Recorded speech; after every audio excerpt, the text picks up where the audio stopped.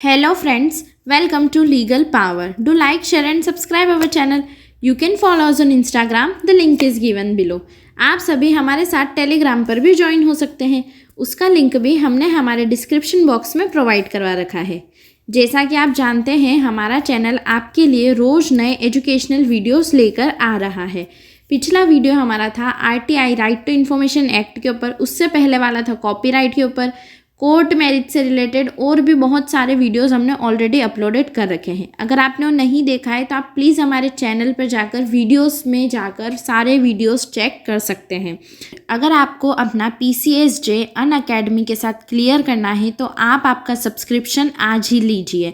Subscription में 10% additional benefit लेने के लिए, ऑफ़र लेने के लिए आपको कोड यूज़ करना है, कोड POWER10।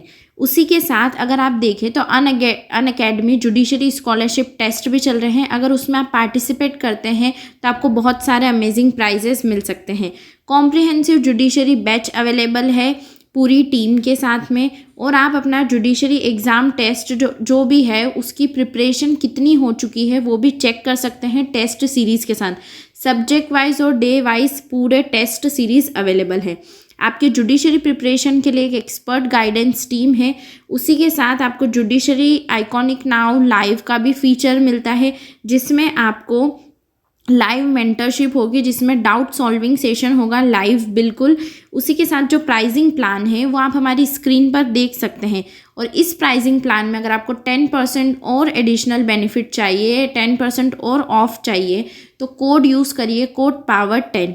उसी के साथ आप देख सकते हैं कि अगर आप अनअकैडमी की जुडिशरी स्कॉलरशिप टेस्ट पास करते हैं तो बहुत सारे प्राइजेस आप जीत सकते हैं, जो कि 13 Feb 2022 को होगी 60 मिनट के लिए, और 50 क्वेश्चंस होंगे।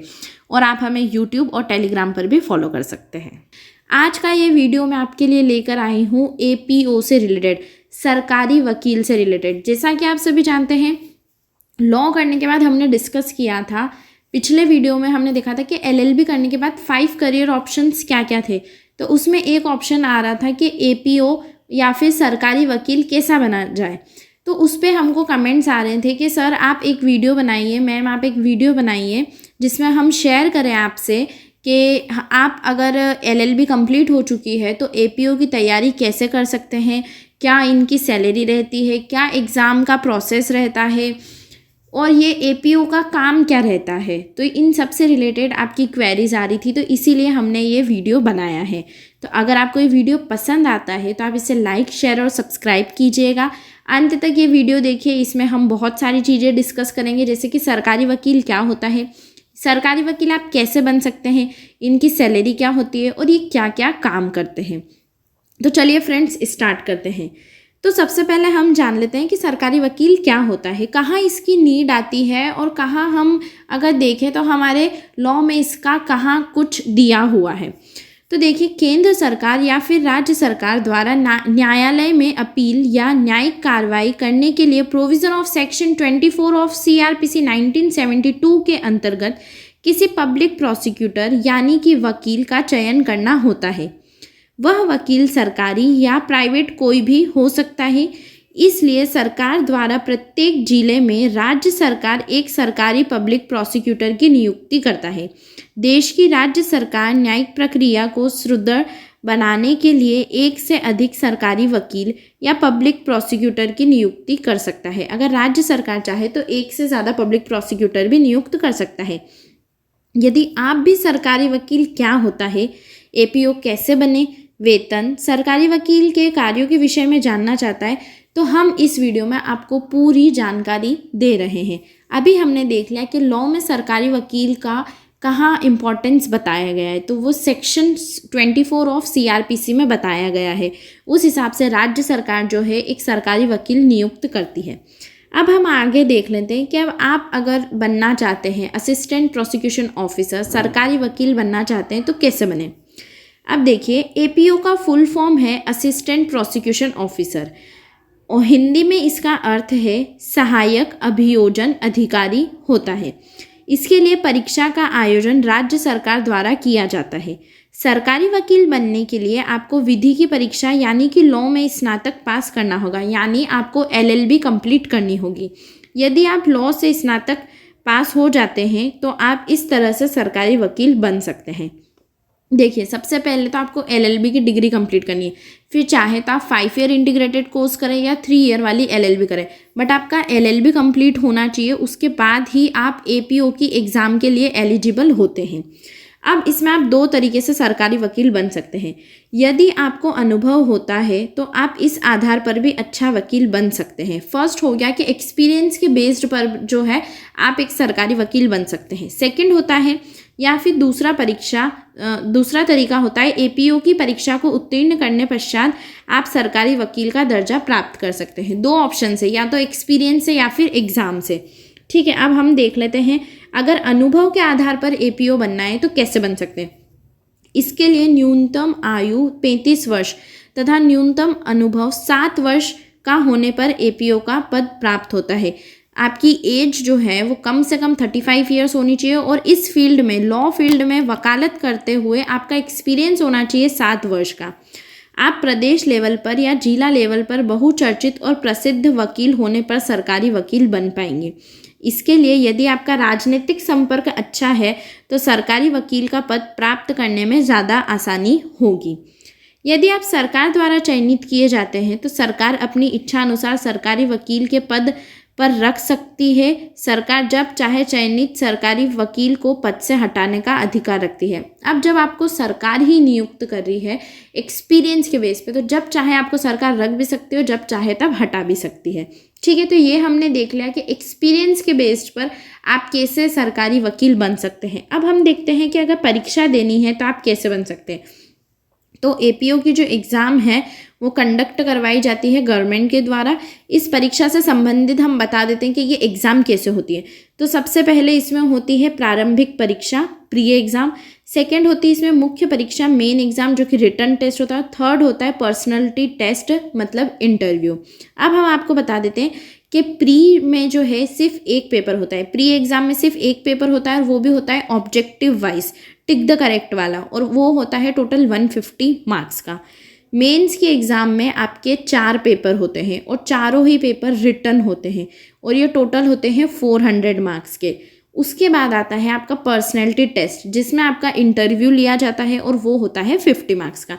तो अगर आप इन तीनों चीज़ों को पास कर जाते हैं तो आप एपीओ बन जाते हैं। अब एपीओ परीक्षा पास करने पर क्या होता है, सभी राज्यों में प्रतिवर्ष सरकारी वकीलों की नियुक्ति हेतु एपीओ एग्ज़ाम आयोजित किया जाता है। इसमें सम्मिलित अभ्यर्थियों को विधिक की परीक्षा में स्नातक पास होना ज़रूरी है। ये सब हमने देख लिया है कि आपका एलएलबी होना ज़रूरी है।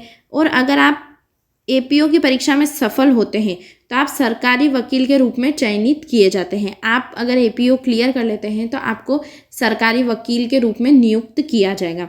अब ऐसा है, यदि आपका चयन इस प्रकार से होता है, एग्ज़ाम के थ्रू अगर आपका चयन होता है तो राज्य सरकार को पद मुक्त करने का अधिकार नहीं होता है।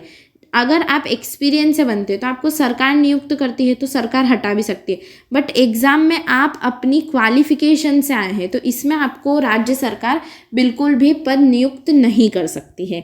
ठीक है, अब हम देख लेते हैं कि सरकारी वकीलों का काम क्या होता है। अभी तक हमने देखा कि सरकारी वकील कैसे बन सकते हैं, कौन से सेक्शन में बोला गया है और कौन कौन से तरीके से हम बन सकते हैं। अब अगर आप बन जाते हैं वकील तो आपको क्या क्या काम करने होंगे। सरकारी वकील को राज्य सरकार के मुकदमों की पैरवी का जिम्मा सौंपा जाता है। एक सरकारी वकील न्यायालय में सरकार के आदेश अनुसार मुकदमों की कार्रवाई करने की जिम्मेदारी लेता है। जो भी सरकार के आदेश अनुसार जो भी मुकदमे चल रहे हैं उनकी आप जो है कार्रवाई का जिम्मा लेते हैं। यदि कोर्ट में पीड़ित व्यक्ति वकील का खर्च नहीं उठा पाता है तो कोर्ट द्वारा पीड़ित को सरकारी वकीलों को मुकदमे की पैरवी की जिम्मेदारी सौंपी जाती है। इसके लिए पीड़ित व्यक्ति से किसी भी प्रकार का कोई शुल्क नहीं लिया जाता है। अगर आप इसका एक सिंपल एग्जाम्पल देखना चाहें तो जो पुलिस के पास जो भी मोस्टली केस आते हैं उनकी कार्रवाई कहीं ना कहीं या उनका मुकदमा सरकारी वकील ही फाइट करते हैं। और अगर आपने देखा होगा कि बहुत सारे केसेस में ऐसा होता है कि जो क्रिमिनल है, पता है कि इसने क्राइम किया है, उसका केस कोई भी इंसान, कोई भी लॉयर लड़ने को रेडी नहीं है, तो जो गवर्नमेंट प्रोसिक्यूटर्स होते हैं, जो पब्लिक प्रोसिक्यूटर्स होते हैं, वो उनके केस जो है फाइट करते हैं। क्योंकि हमारे लॉ में कहा गया है कि हर एक इंसान को सज़ा होने से पहले या उसे गिल्टी प्रूव करने से पहले उसे अपॉर्चुनिटी ऑफ बीइंग हर्ड, मतलब अपनी बात रखने का मौका बराबरी से दिया जाएगा। अब उसने क्राइम किया है, ये बाद में प्रूव होगा, पर उससे अपनी बात बोलने का अधिकार है। तो अगर कोई इंसान का केस कोई भी वकील नहीं लड़ता है तो वहाँ पर सरकारी वकील जो है उसकी तरफ से केस लड़ेगा और उसकी बात रखवाएगा। ठीक है, अब हम देख लेते हैं कि एपीओ का वेतन कितना होता है। अगर आप देखना चाहते हैं कि इसमें क्या सैलरी मिलती है या फिर आपके फ्यूचर के हिसाब से कितना सिक्योर्ड है, क्या है, तो वो भी हम आपको बता देते हैं। एपीओ अर्थात सरकारी वकील का वेतन 7वें वेतन आयोग के मुताबिक 47,600 से लेकर 1,51,100 रुपये प्रति माह तक प्रदान की जाती है।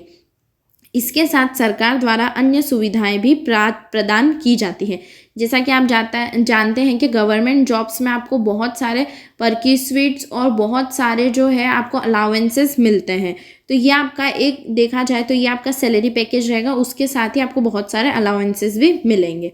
तो ये हमने पूरा देखा कि एपीओ का क्या प्रोसेस होता है, एपीओ कैसे बन सकते हैं, कौन सी 2 प्रोसेस है, कब आपको राज्य सरकार हटा सकती है, कब नहीं हटा सकती है, अगर आप एपीओ बन जाते तो क्या काम करना है और आपकी सैलरी कितनी रहेगी, ये सब हमने देखा।